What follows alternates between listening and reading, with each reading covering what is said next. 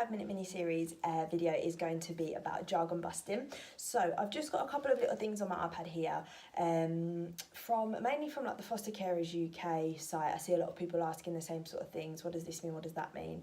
And when I first became a foster carer, I felt really silly asking, or I felt like I should know these things, and people just start talking just as normally. Obviously it's their lives and it's what they're involved with, so they just say it all shorthand, and it comes in email shorthand and things like that. So I've just put together some for you here, and hopefully I can get it in under 5 minutes.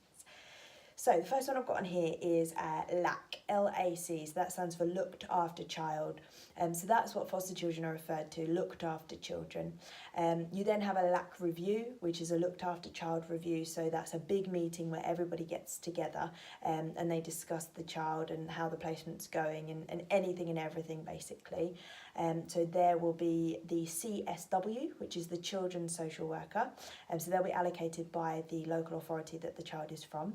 Then you'll have the SSW, which is the supervising social worker. So that's your social worker. They'll be allocated to you via your agency or a local authority that you foster with.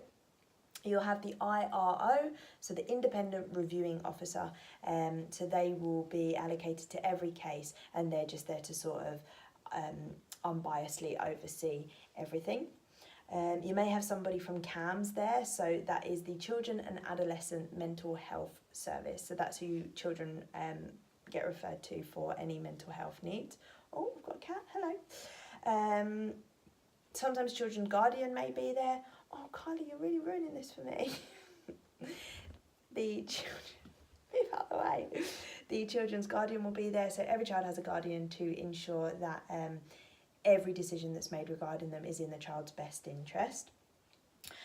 Birth families may be there, so that is just any member of the child's birth family, pretty self-explanatory.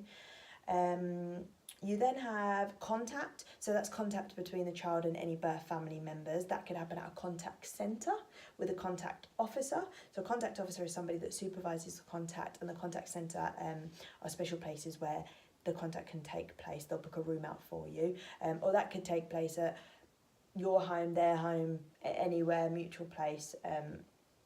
That will depend on the child.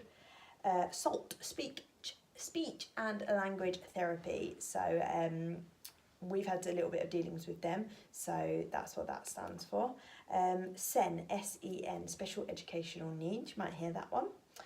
A care plan, so that's just the plan surrounding the child and what's basically going on for them.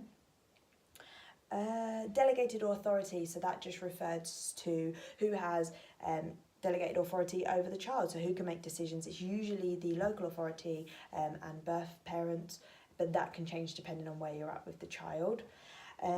Proceedings, so care proceedings, so this is when the courts and social services are going through proceedings to reach a decision for the child and the family situation.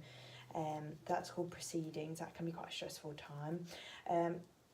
Care orders, sections, those are all, I will be doing another little mini video on those. So those are all the status of the child and why they've been removed and what part of the system they're in at the moment and why and where and how and where it's leading to.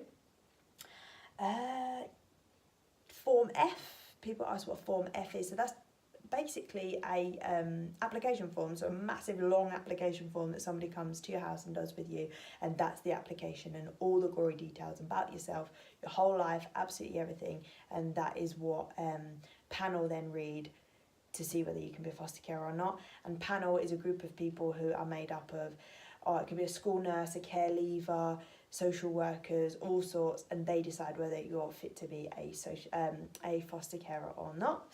So yeah, those are the main ones that I get. I see people asking, I get asked, and I see people asking, what's that abbreviation mean? What does this stand for? What does that stand for? If you've got any others that you're not sure about, just pop me a message, comment, or whatever. And yeah, looking forward to doing more of these. Thanks guys, see you later.